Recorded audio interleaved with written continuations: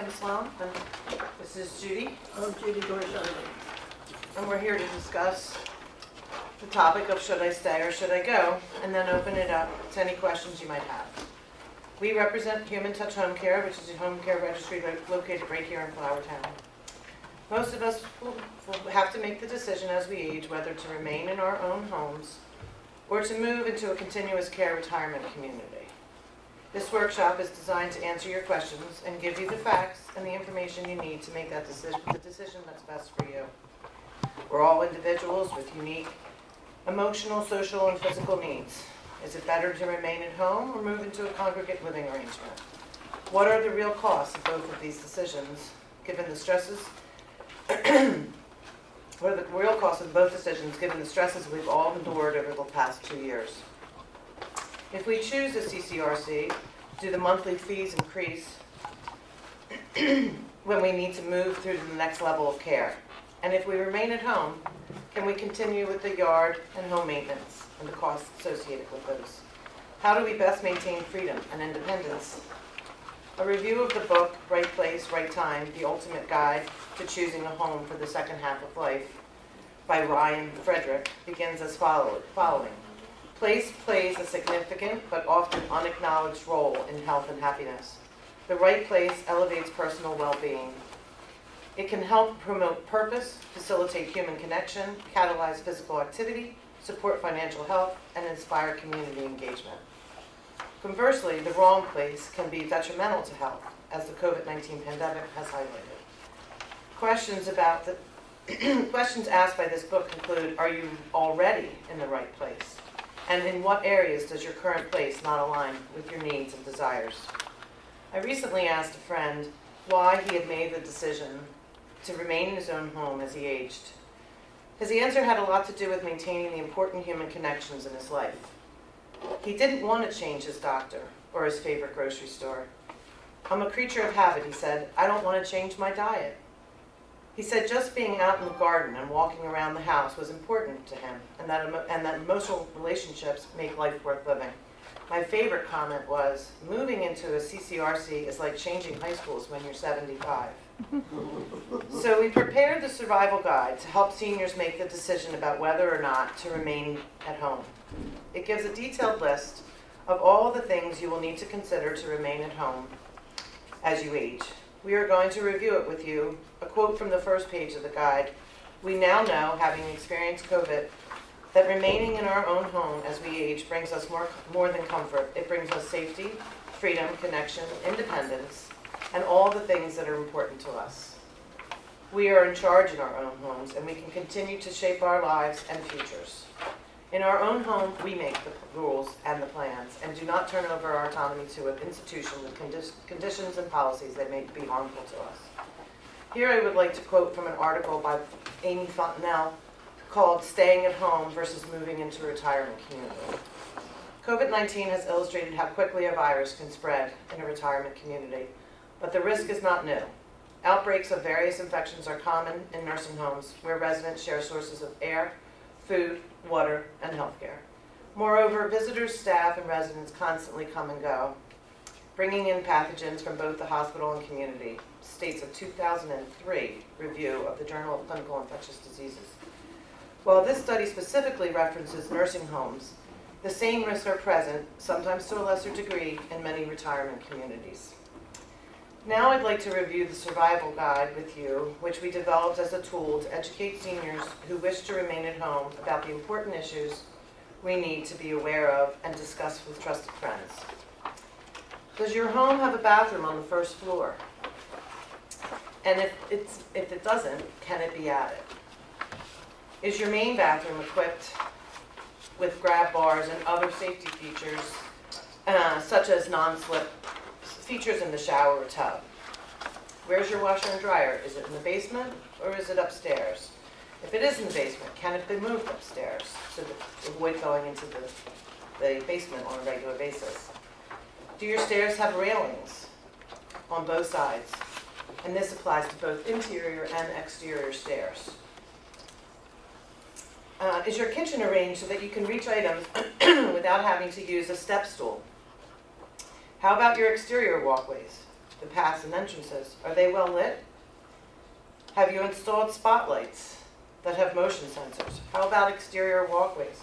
Have you installed non-slip finishes? We recommend that you, and if applicable, your caregiver, know about the mechanics of your home, such as the location of your thermostats, the settings of your thermostats, the location of your furnace. And do you have the instructions on how to reset the furnace if it's to go out? The name and contact for your heating and cooling contractor. Have you purchased a yearly maintenance policy? The name and contact info of your electric, gas, oil, and propane provider. The location of your fuse box. The name and contact info for your electrician. The location of all your exterior spigots. And where the interior valves are to turn off in the winter to avoid freezing. The name and contact number for your plumber. The name and contact for your lawn service, your snow removal, your handyman, your cleaning service. We recommend that you make a list of all of these names and numbers and place in a convenient location where it's easy to retrieve when needed. It's always a good idea to make a couple copies and give to a trusted family member or friend. Please remember to review this list annually to make any changes that might have occurred over the year. We also recommend that you make a list of all of your insurance information. This list would also be kept in a convenient location that's easy to retrieve when needed. Don't forget to make a copy for a trusted family member or friend for this also. Who's your health insurance provider? Your type of policy, the name of your policy, the policy number. How about your supplemental insurance? Who's your provider? How about your prescription drug plan? The phone number of your pharmacist. Your life insurance, the name of the company, the type, the policy number. Home, fire, flood insurance, again, name of the company and your policy number. And any specialty insurance that you have, whether it's RV or a boat or jewelry or art. Again, the company name and the policy number. In our survival guide, you'll find a section devoted to financial matters. This section highlights some important financial matters that should be closely examined when deciding to age in place. Take some time and research options that are available in your community that focus on active seniors. You might be surprised at how many opportunities that are waiting for you to be discovered. And maybe you'll make some new friends along the way. The Center on the Hill is a perfect example of your community offering excellent programs for seniors. And then Judy's going to give us the pros and cons to moving into a CCRC.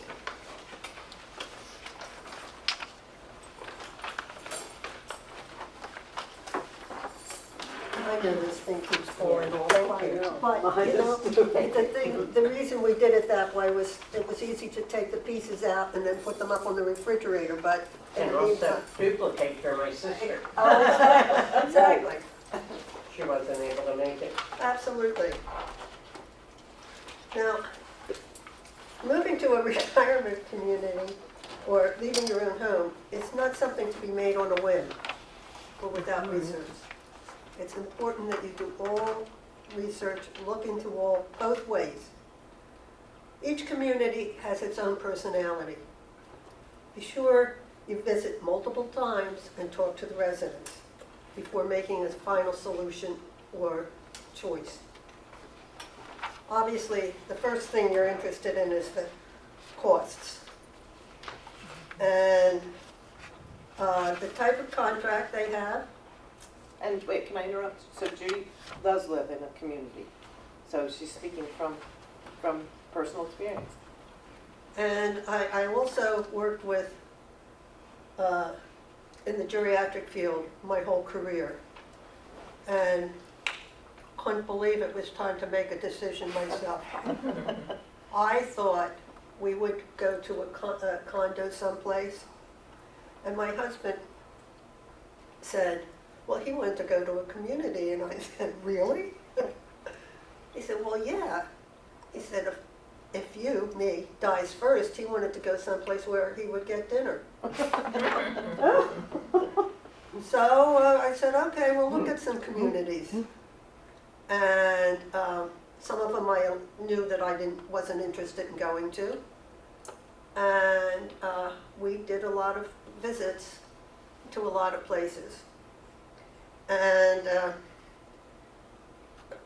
as I said, the type of contract is important. Monthly costs in a community are usually determined by the number of people who live in the unit. If there's two, and you live in a larger unit than a studio or a small one, obviously it's going to cost you more. And the size of the unit counts. And then there's some communities that are life care, and you probably pay more on a monthly fee, but when you go to, if you have to move up, but because of your needs, you'll pay the same thing.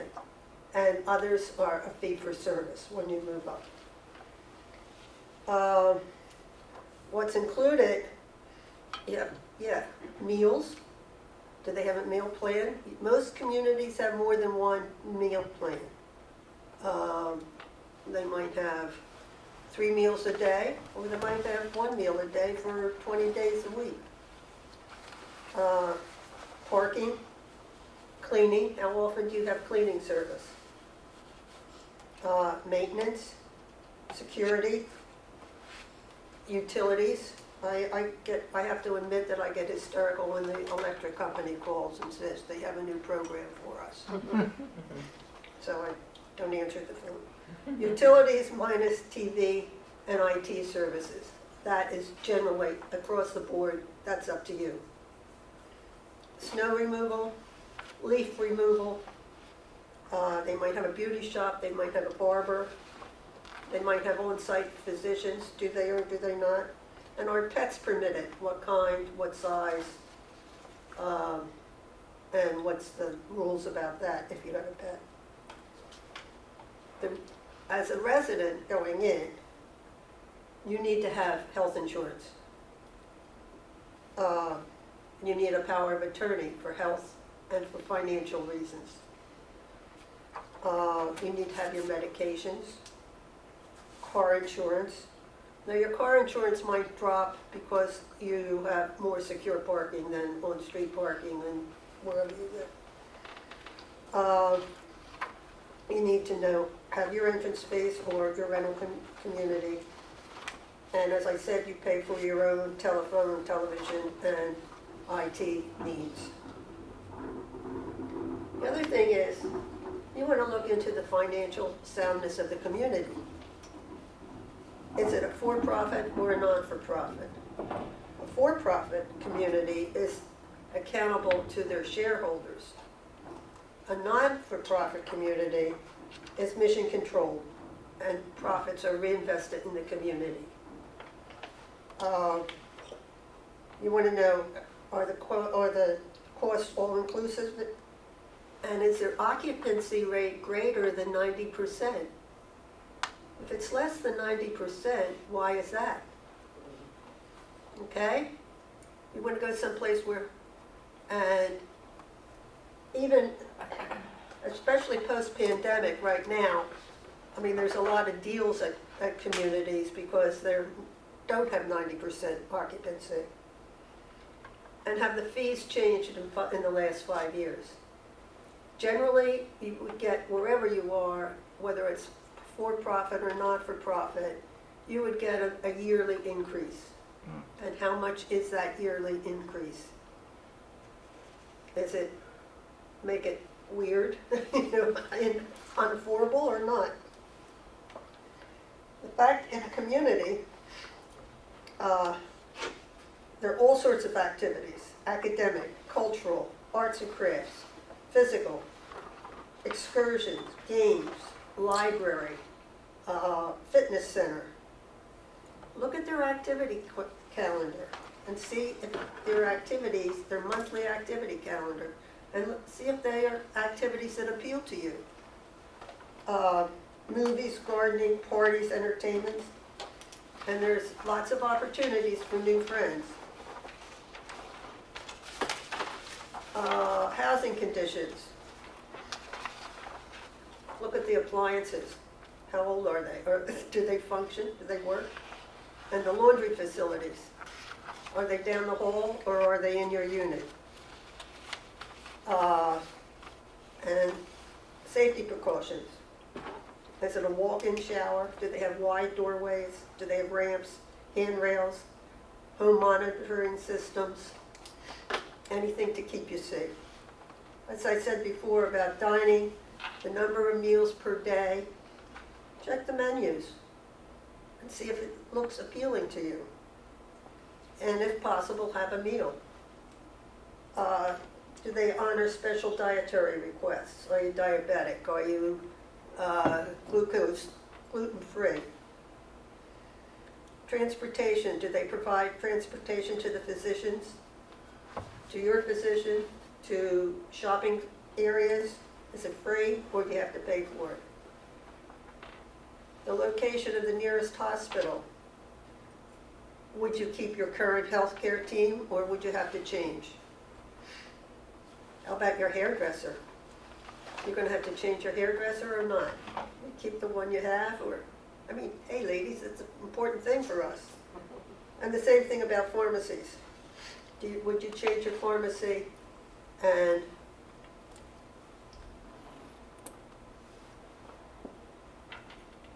are you going to a different location? Are you going out of your usual community? Will you be closer? Are you going there to be closer to friends, family, or whatever? You know, that's a big deal. Security and safety. Do they have fires? Do they have electric, the electric stove? Because gas stoves in communities are really not safe. One of the most difficult things was for me, it was to learn to cook on an electric stove. But it's safe. It's a safety issue, and you don't want to go someplace that has gas stoves. What happens in an emergency? How do they handle that? If you're a couple, if something happens to one, do you both have to move to a higher level of care?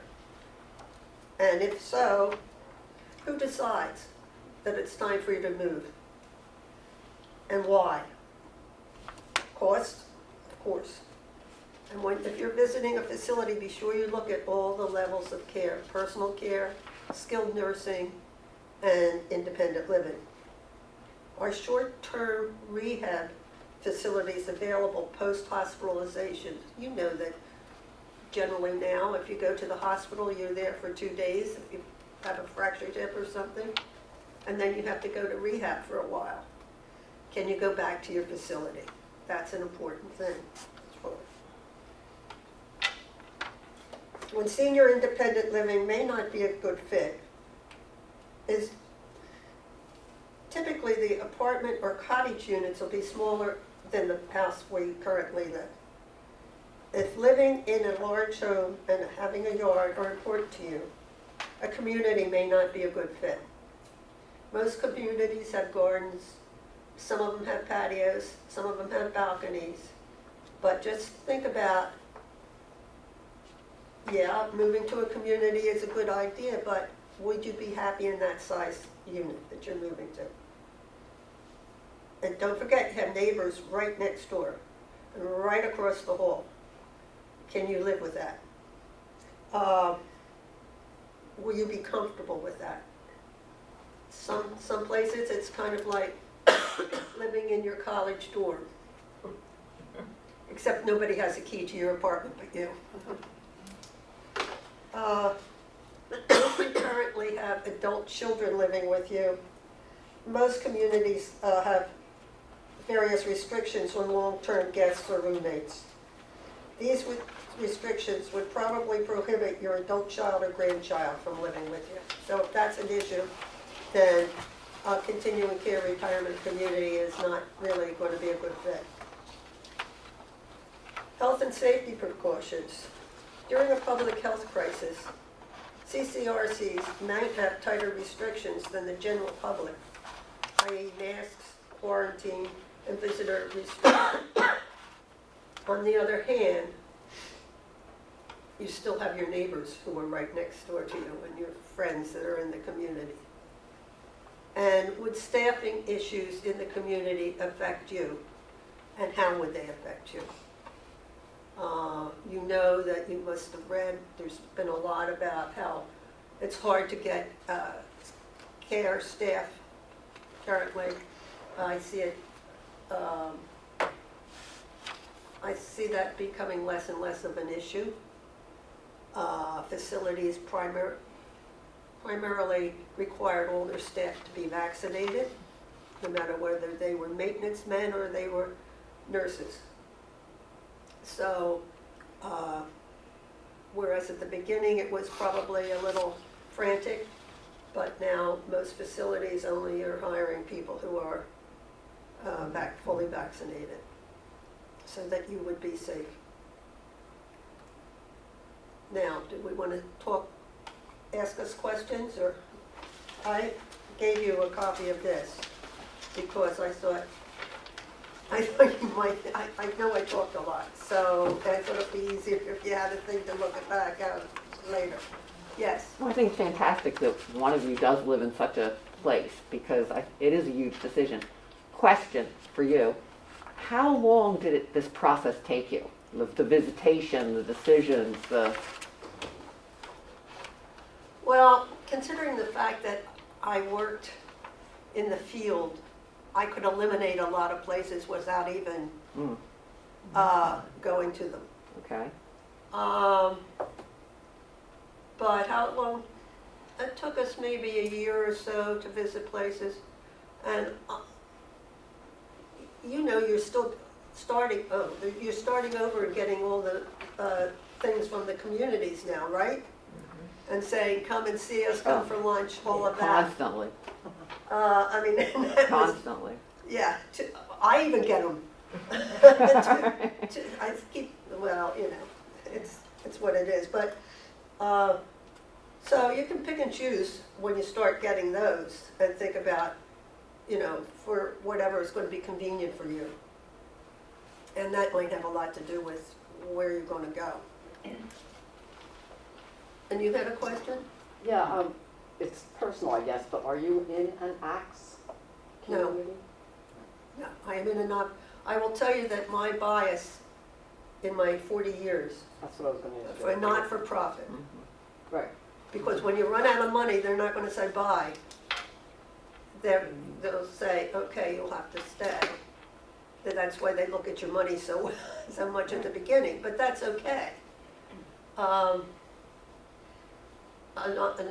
for-profit, if you start running out of money, you're going to have to look for another place to go. And how did they adjust? I did visit Southampton Estates recently, Mm-hmm. and I'm going to go to Fort Washington, which is very close to where I live. How do they adjust if you already have long-term care policy? Okay, that's a good question. What to do about your long-term care insurance, and what did they do for that? Most of them, I think each one has a different kind of plan. Most long-term care insurances, whereas they might be tax deductible, they're not. You can use them in a facility if you need care, and even if you want to stay in your apartment and have a home health aide I come. have that too. You have that part on your long-term care insurance, good. And so people use that. My neighbors have used them and kept their long-term. In fact, I just had a conversation with a neighbor the other day about that, and he kept his long-term care insurance and is very happy that he did. Some have not kept it, felt that they didn't need it there. So it's a decision that over time you might find that you feel that you don't need it because it's an added expense. So, but long-term care insurance is a good thing to have, and especially if you're not going to go anyplace, I think. And I worked for a long-term care insurance plan for 20 years. Who's next? You can use your own insurances and pharmacies.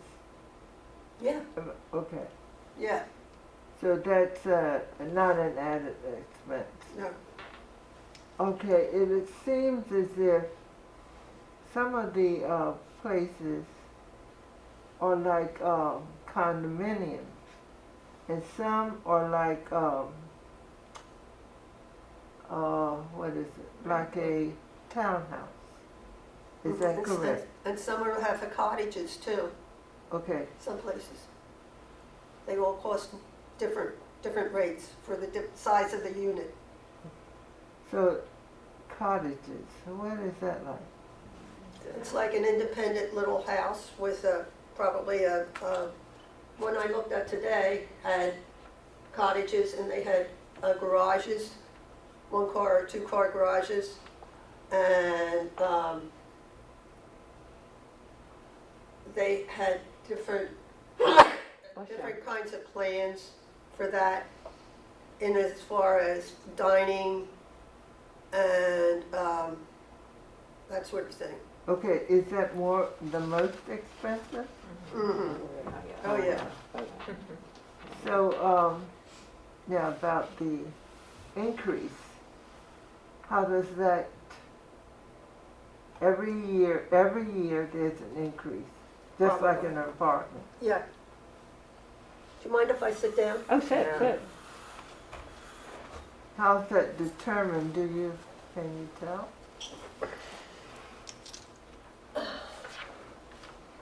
It depends on the facility.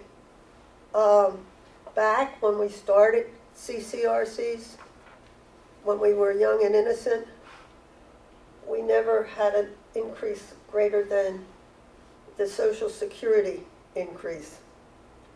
I don't, since the Social Security increase has dropped significantly, I don't think that doesn't happen too much anymore. So it kind of depends on the needs of the community, I think. Okay. When you apply, they look at your income, Absolutely. okay? So if you have a significant income and want a 2-bedroom apartment, that's not an issue.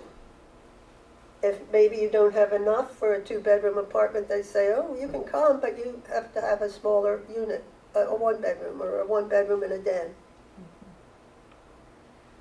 Do they like take your home or anything away from you? No, because you're going to sell your house before you move, Okay. Yes. because you don't want all that stuff, all that hassle.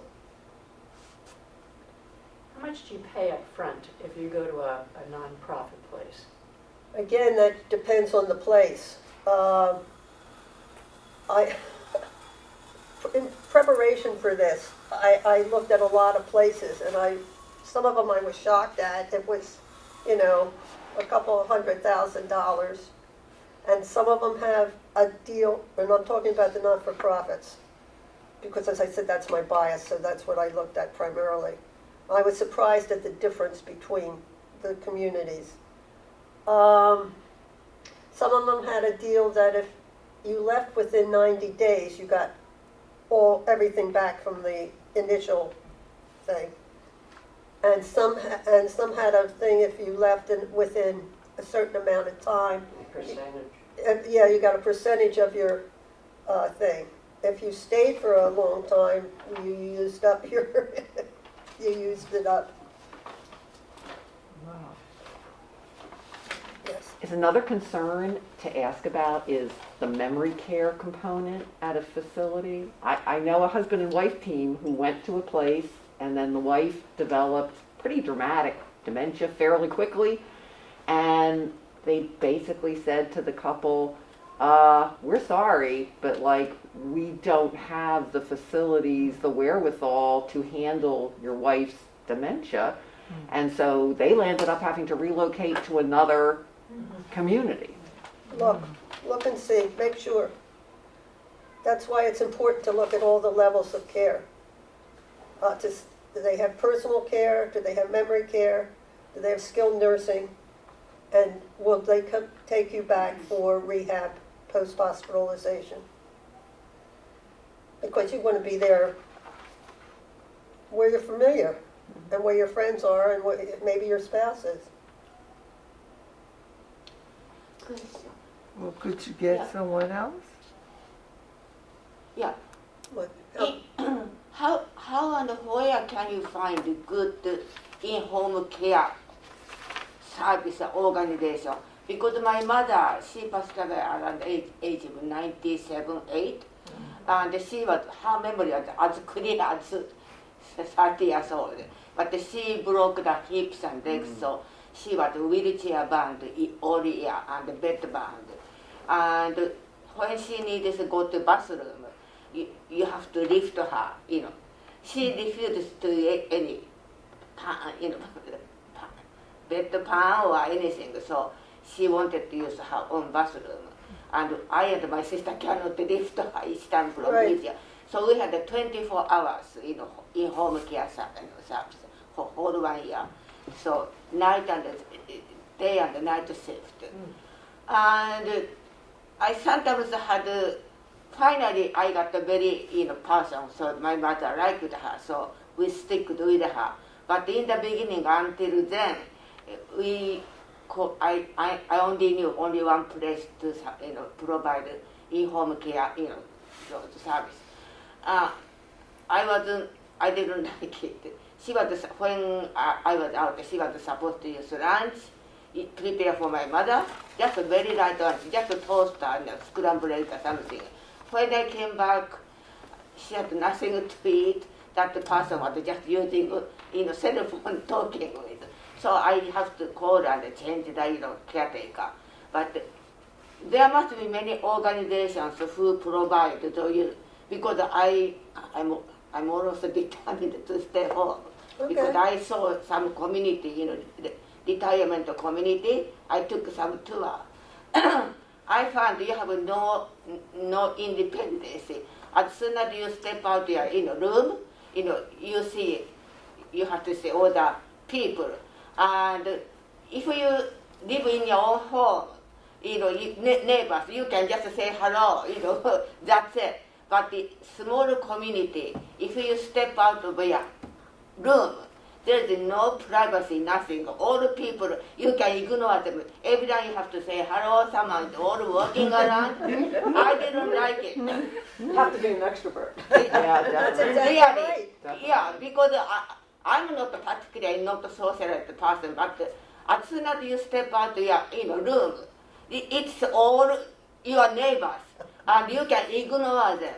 And I'm not socialist. I'm not interested to each time to see them all the time. Even you are walking on the outside the yard, there is some side always walking. They talk to me. You have to talk back. It is too much waste of my time. So in home, because my mother was that condition, bathroom, everything. We have railings in the rooms, and bathroom is all, you know, equipped with, you know, supporting bar, everything. But the thing is, when you need someone to assist you, you know, you're raising you up from wheelchair or something like that.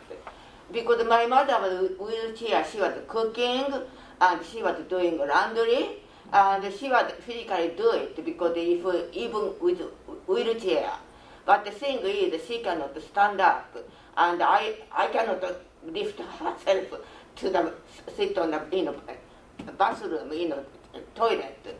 So you need someone come to, you know. But the thing is, how you can find those organizations or service? Kim? Well, we do work for a registry. There's agencies, I would say there's a majority are agencies. Majority of them are franchise. So if you can find a family-run person, you know, not just a franchise that's all over the country. But what is the point I should look? I don't know. Maybe I could get some names, you know. But how is there any recommendation or any these things, you know, supposed to have better reputations?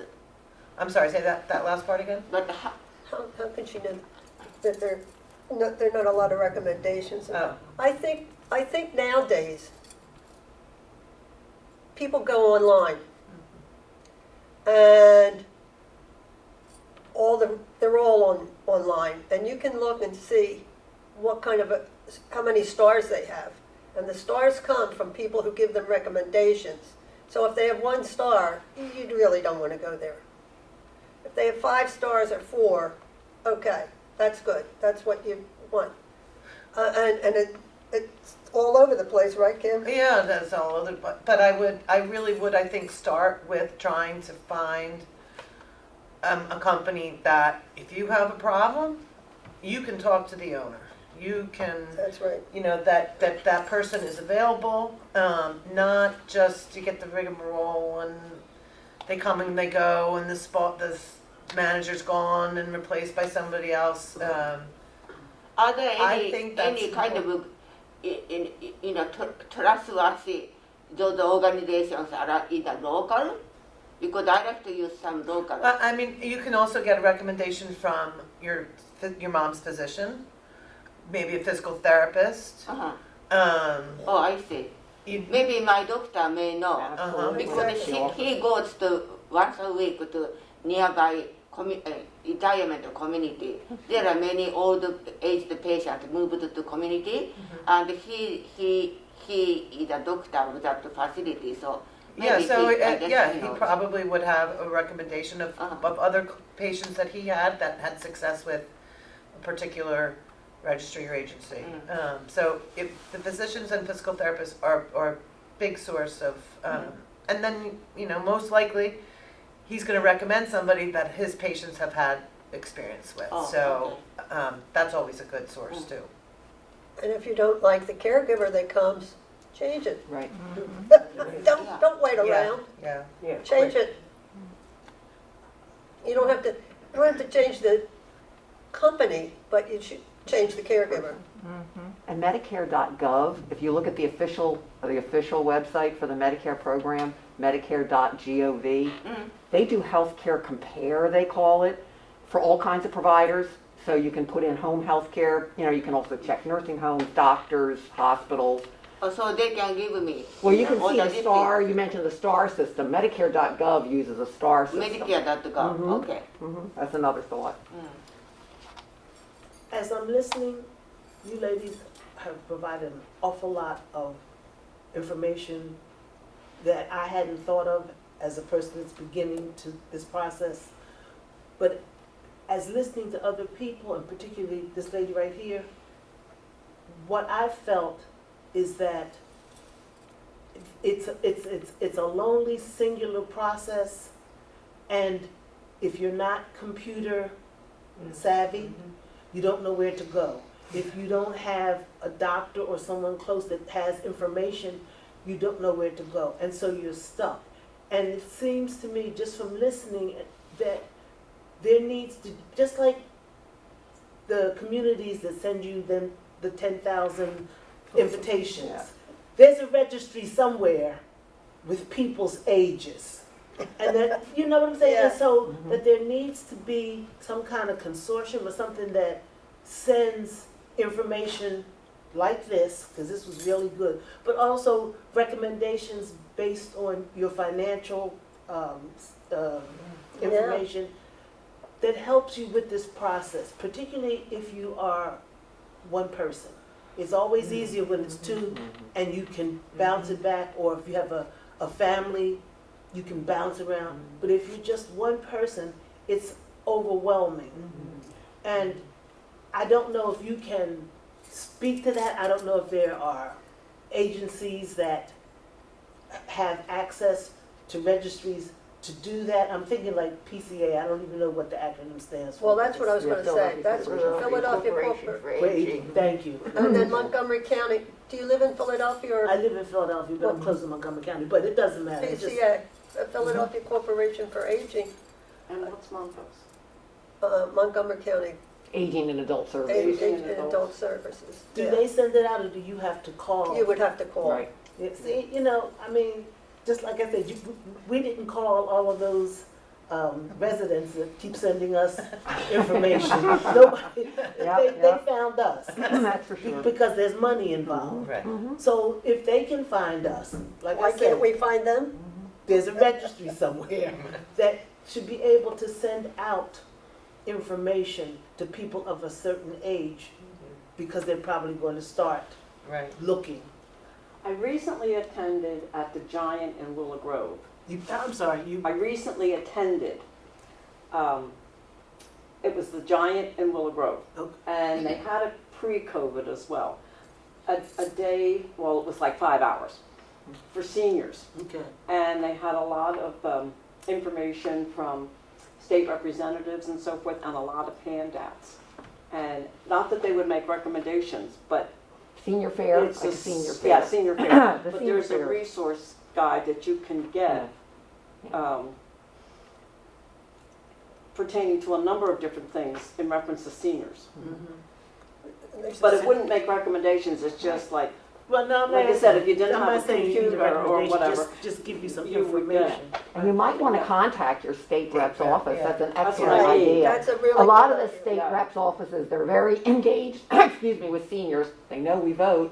And so a lot of them do a lot of outreach, including the senior fairs, which have just started coming back, you know, That's right. post-pandemic. Yeah, So the senior fair is something that they do normally pre-COVID? And you could ask your state rep whether they even have one on the calendar Yeah. at this point. Yeah, the one at Giant, that must have been the Sanchez-Gunst one. Yes, Yeah. it was just a couple weeks Two ago. state reps, now they're Montgomery County reps, Right. but this is the first time they were doing it in over 2 years, you know, because of Yeah. COVID. Yeah. But they are starting to come back. I know, because one of my volunteer organizations is sending me to one it's at the end of June. It's a fox chase. It's a Philadelphia one. I think it's Kevin Boyle. It's State Rep Kevin Boyle's doing one. But a lot of those, as our friend here has said, a lot of those senior fairs are really heavy on the home health care agencies. Oh, Oh, yeah. yeah, To they give have- out they their have handouts for brochures, everything. handouts galore. They have representatives there who can talk to you personally. But but I would just contact my state rep's office and ask, like, do you have I any think that's resources? very good. Like, Because- what can you recommend? Yeah, now in the end of August, there'll be one at Kenish Israel in At Elkins, Okay, yeah. KI, in Elkins Park. Okay. York Road. On And Old York Road, that's yeah. given by the state rep. and Napoleon that's, Nelson. Napoleon Nelson. Mhm. And they had that last year. Mhm. Well, that was the first time in 2 years. Mhm.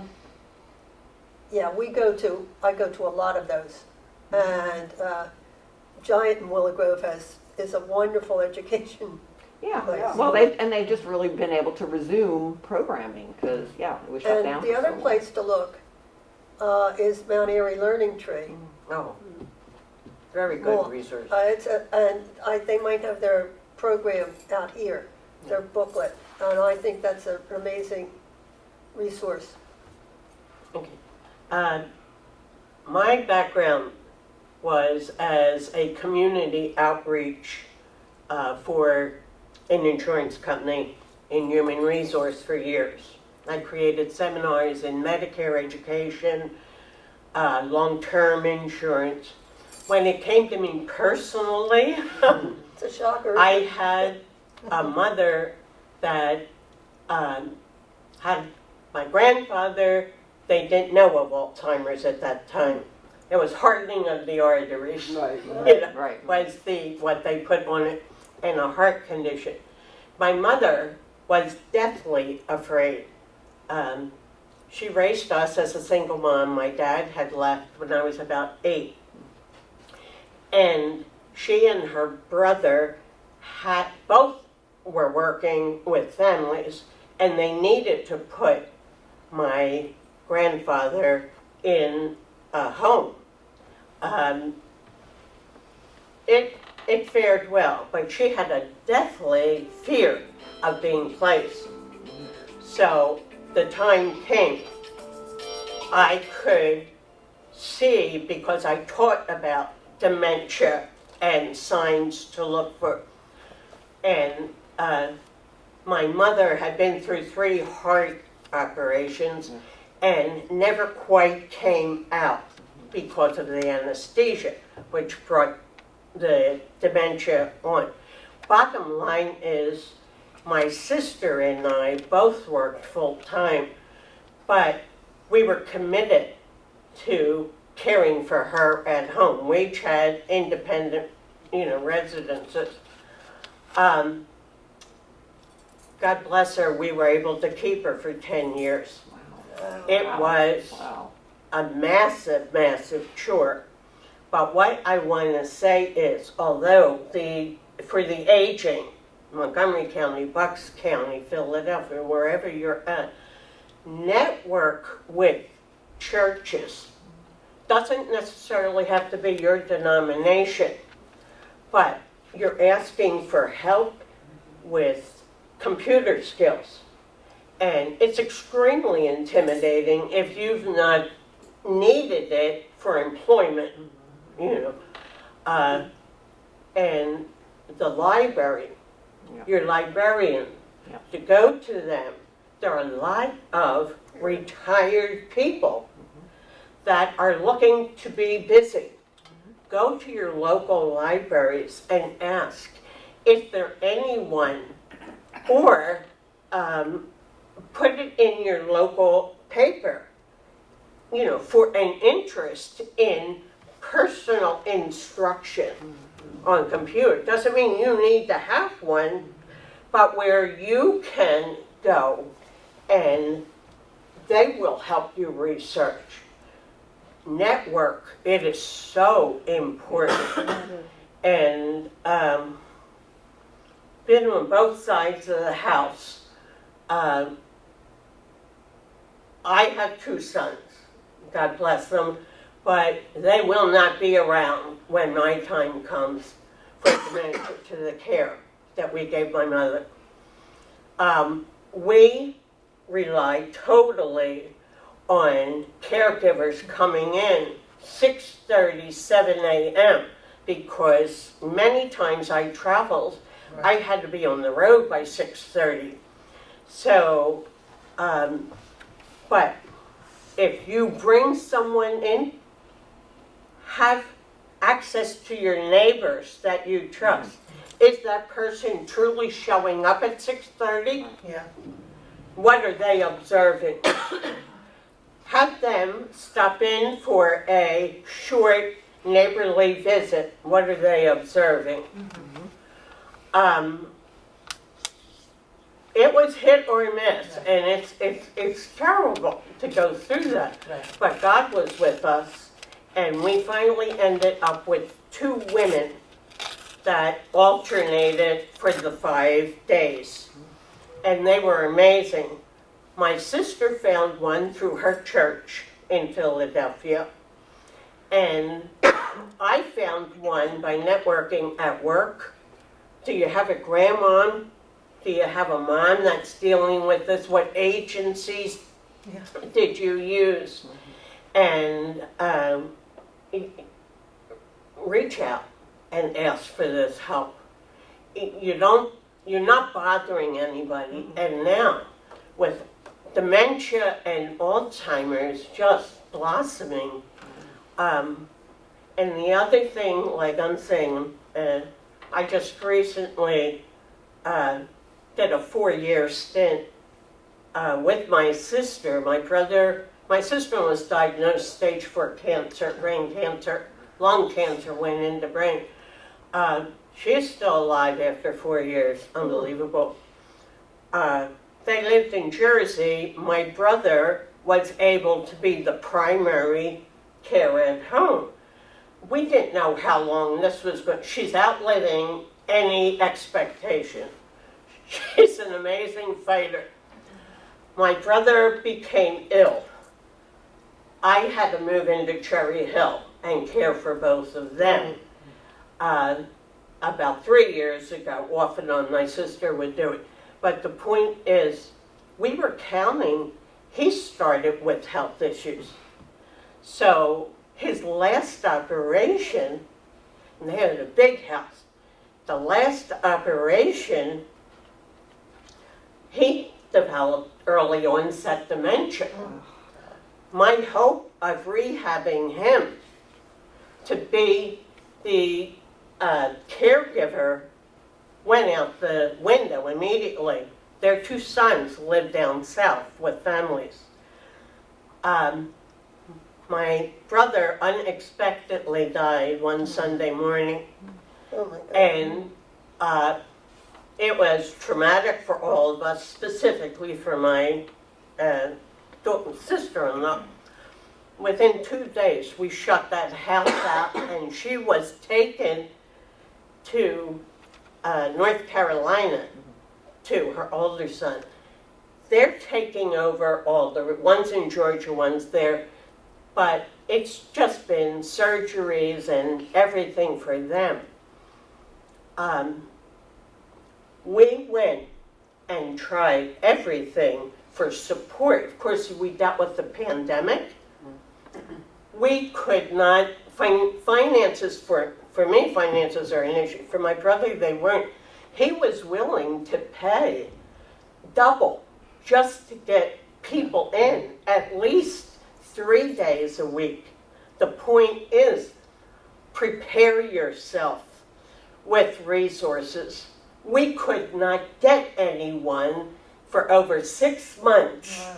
And then we found one person for one day who gave us a personal recommendation for another person. So we only had like 2 half-day coverages. Just do your research. And I've been on this personally for myself because I have chronic conditions. Downsize. Even if you can't figure out where you're going. Oh my God. It took me a period of time, over 2 years. I'm in the Cape Cod. I moved, I fell down the steps to the washer and dryer. The washer and dryer is on the first floor in the Cape Cod. And it's expensive and it's time consuming. The basement had to get cleared out, the attic, the bedrooms upstairs. So start now. Even your kitchen. You don't need, I was a cook and a baker, you don't need half that stuff. I'm 5'2", I can't reach the third, and I can't go on the steps. Right. I don't have anything on the third. And AARP, wonderful resource, and very reasonable, and you will receive bulletins in the mail that you can read, and wonderful resource with tips and all the education that you're providing. Well, and So, also your church, network. your church also might have like an elder ministry. I'm not sure if you're involved with the church, but the churches are often a very good resource too. Yeah. Here, your state representative, I wrote it down for you. Your state representative, and Art Haywood is in Philadelphia If you don't want and the church, Oh, yeah. who can go to Philadelphia and this? Germantown. I'm sorry. Well, it depends on where she lives, right? Art Haywood is in Philadelphia and Germantown. Okay. And Philadelphia and Thank you. Montgomery. Thank you. his And- office is right there on Germantown Avenue near Yes. Mount Pleasant Avenue. And Representative Rab, he has a fair every year. Oh, does it? Yes, at, are you near Mount Airy Avenue or Burnham Road? No, I'm not, but I'm familiar with it. And this isn't for me personally, it's for my friend Okay, who needed all of this information, but she's floundering.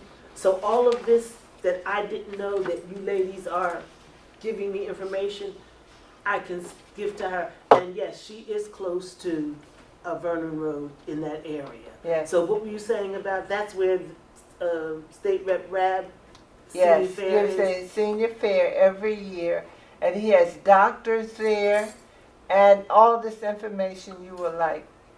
Thank you. And it's important to, one of the things you said is important whether you're going to stay or go, start downsizing. Oh, And yeah, get rid of the absolutely. stuff that you don't need. You don't need four sizes of cake pans.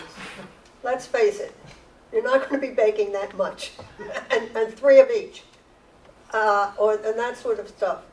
And just start getting rid of stuff, because, you're not gonna wanna do it every day. And So- your kids don't want it. Oh, no, your kids are not gonna want it. Absolutely not. Coats and I have a jackets. question for Beth. For those people who are electing to stay in their homes, it sometimes is a question of not if you're going to need home health care, but when. And I've always heard that the fees for home health care is fairly exorbitant. Can you give me just a general idea of what those fees are currently? And is it based on your income? No, it's almost always private pay. You might get, if you get out of the hospital after discharge, Medicare will often pay for a short stint of somebody to come maybe give you a bath An RN only. and then they have people that will do like a bathe you, but it's very short-lived. So almost all of it is private pay, so it's not based on your income. Okay. And often you'll find that the franchise agencies are pretty much, if they're paying the caregiver 14, you're usually paying 28. If they're paying the caregiver 15, you're usually paying 30. It's almost usually 50-50. Where we are, it's a registry fee. We pay the caregiver 15, and the registry fee is $450. So it's much more, where we are is much more reasonable. But yes, it's private pay, almost 100%. Okay. Both of you are in the same community? No, No, the same company, we're in the same company. but I don't live. She doesn't live in a community, she's too young. In your work experience, how difficult is it to get into long-term, Into long-term care insurance? No, to the community. No, to the Oh, okay. community, especially if you have long-term care versus not. Because they often say, don't wait until you need it. Well, that's right. It's up to you, but, you're gonna be paying money for this, so you may as well go while you can enjoy it, is my theory. I mean, don't wait till you need it, and, But are you likely to be turned down no. as long Are as there you waiting can lists? pay? There's waiting lists for a lot of places. And, they want you to be healthy when you come. They want you Right, to you enjoy don't it. have to use them. That's right, that's right.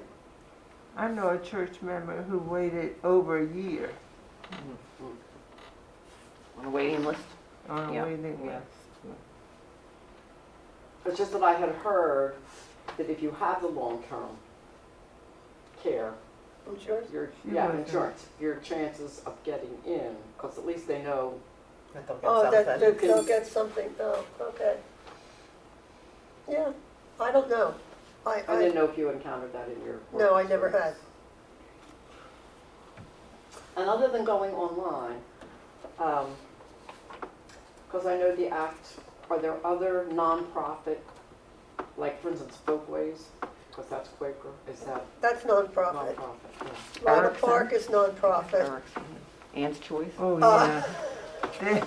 They are through the roof. Cathedral Ann's Village. Are they really? Choice is for-profit. Is that for profit? Interesting. Yeah, Yeah, yeah. 'cause they own a couple. Interesting. Cathedral Village. What? Cathedral Cathedral Village Village. is nonprofit. Yeah. Masonic Village is nonprofit. Rival Park is nonprofit. Yeah, Rival Oh, and by Park. the way, their cottages start at 1,700 square feet and over $700,000. And of course, the 1,700 square feet is bigger than the ranch house I'm very happy in. I'm kind of like this lady over here.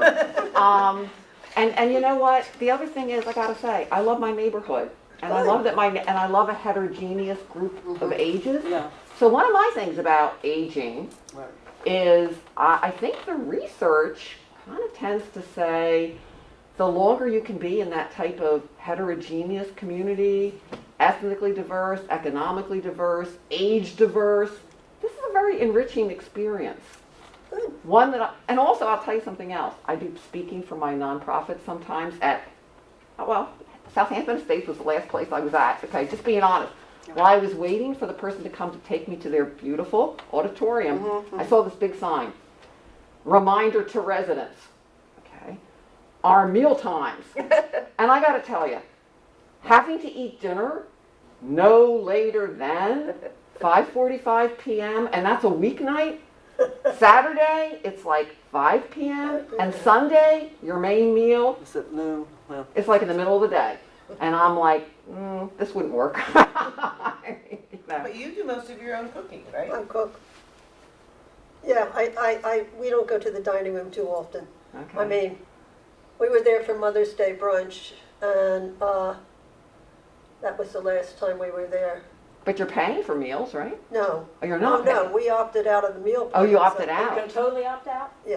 okay. Most I facilities. Can you thought then I switch thought you your had to take I like thought you had to 5 take years? at least yeah, a basic meal some of them plan. are more than Yeah. that, but When we moved in, we were on the meal plan. Then came pandemic. And so they were delivering meals to the apartment. And you're right, I don't really want to have my meals delivered at 4:30. So we just opted out, and I cook. It's much easier. Okay.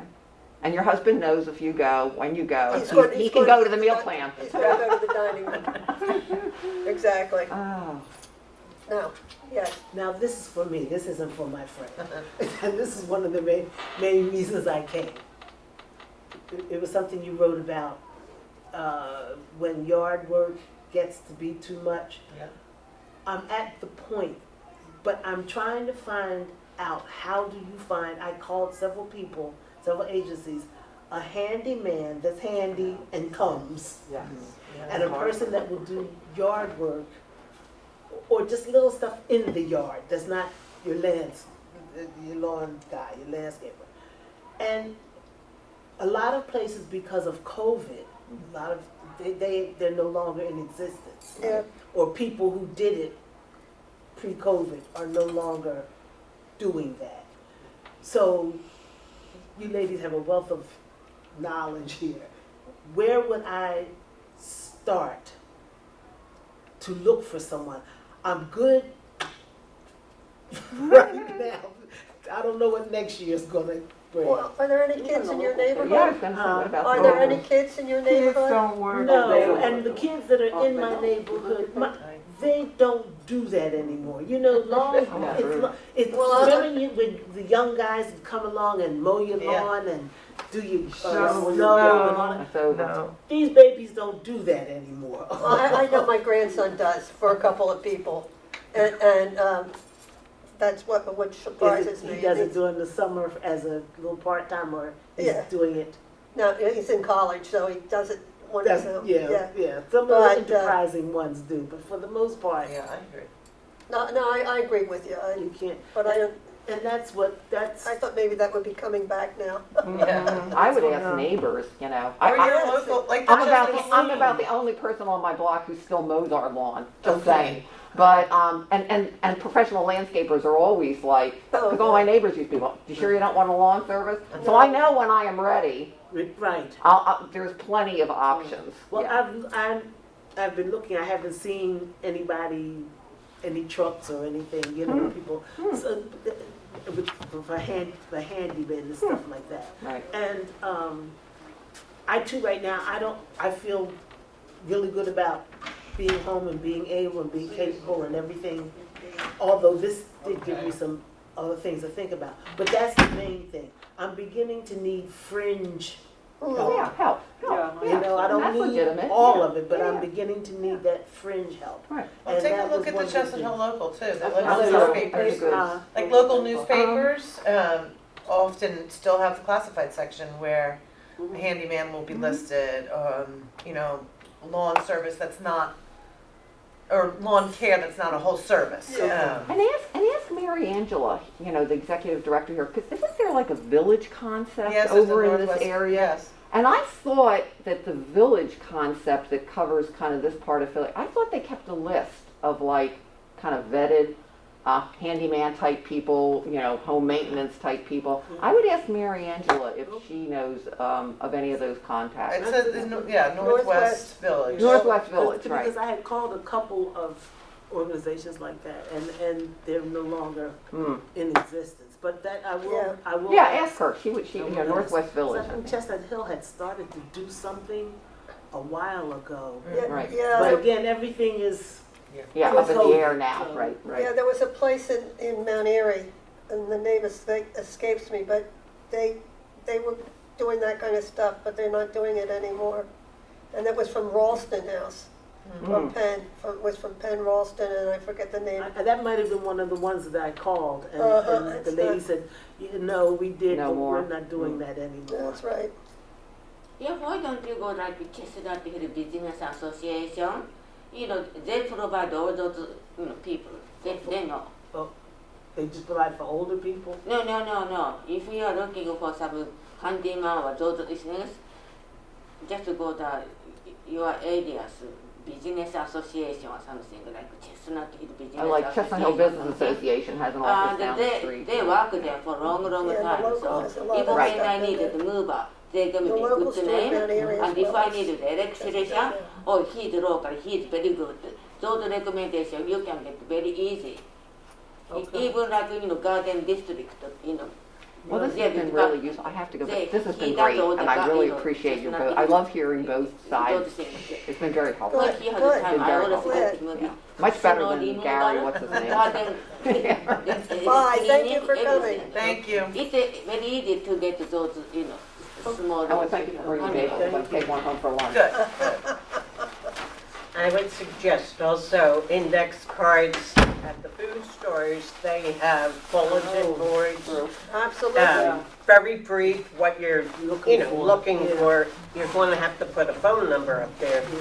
Yeah, Church bulletins, many that's a good times. idea. It's a nominal The fee Weaver's if Way not has a for great free, community. and they Yeah. get distributed. Yeah. Weaver's Way, yeah. They have a great community bulletin board. Plus, they're gonna open a new one in Germantown. Yes. Yeah. Be the fourth one. Judy, I wanted to ask you, I've heard of some of the continuing care developments are not, the people who live there are not always receptive to newcomers. In fact, I had someone who went into Beaumont and left because of the lack of support that he and she felt they were getting. From the residents? Yes. And I wondered, when you were doing your investigation of, of possibilities, did you look at that aspect or possibility? Well, that's why I say have lunch and talk to the residents. Yes, I looked at them, and I think it was, some people we know feel more entitled than others and are not looking to have others come in. Correct. You're right. So that's why it's important to, when you're walking through the halls and you're looking, really look and have all your senses on so you can see and see how you feel there. The important thing, the most important thing, start there. How do I feel in this community? And then look at all the other things. The other stuff is there. That's easy to find. But how you feel is the most important thing. About 2 years ago, for 2 years, I kept visiting, doing those lunches, but most of my information was going back to things that I felt favorable a few times.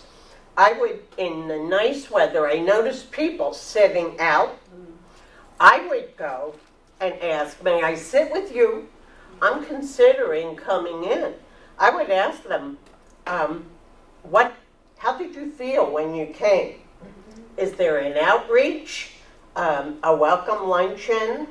What was the hardest thing for you? What was the easiest thing for you moving in? They are very chatty for the most part.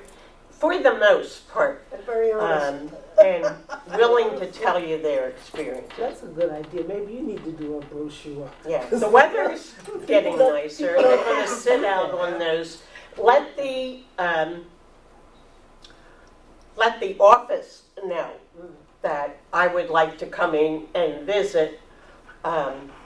They will set you up with someone. Right. That's wonderful. So they're not gonna set you up with someone that's gonna give you the full story. But you see, that's the problem. These people that they set up are set up. Well, you have to take, if you take the initiative and network, I'm just saying network, guys.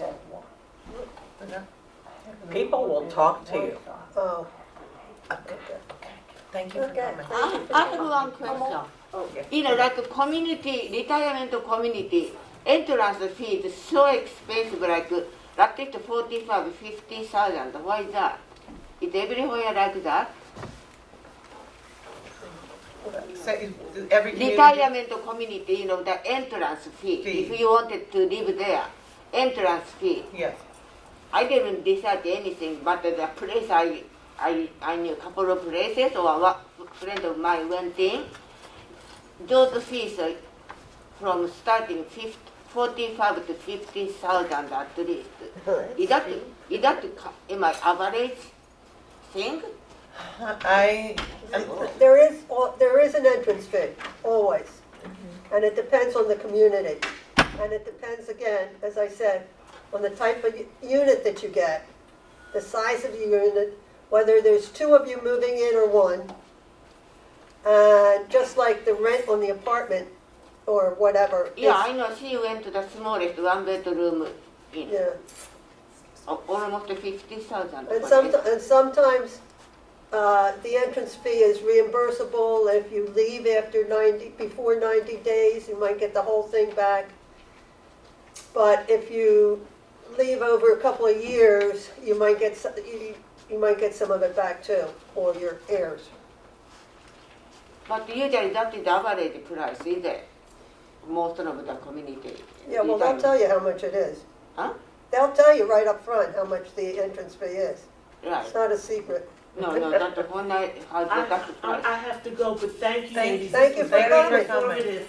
Thank Do you a all. follow-up. Yeah. Thank you all for coming, and, I mean, nobody has to go, but It was it's wonderful very that we're informative. having this It's great. conversation. Did they take the